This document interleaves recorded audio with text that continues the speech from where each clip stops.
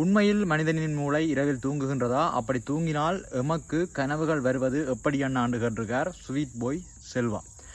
இப்போ இதுக்கு என்னன்னு சொல்லி பார்த்தோம்னு சொன்னால், மனிதன் உறக்கத்தில் இருக்கக்குள்ள மூளையும் சேர்ந்து உறங்குதுதான். ஆனால் அது மூளைன்ற ஒரு முழுமையான உறக்கம் இல்லை. மூளை மனிதன் ஓய்வெடுக்கக்குள்ள, மனிதன் உறங்கக்குள்ள மூளை பகுதி அளவில் மட்டுமே உறங்குது.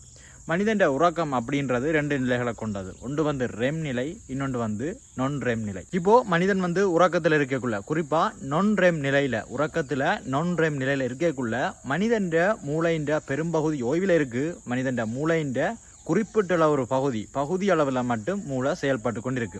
இந்த நேரத்தில் மனிதன் உடல் ஓய்வில் இருக்கு. மூளையின் செயல்பாடு மிக மெதுவாக நடக்குது. நினைவுகள் அங்கே ஒழுங்குபடுத்தப்படுது. இது நான் ரெம் நிலை.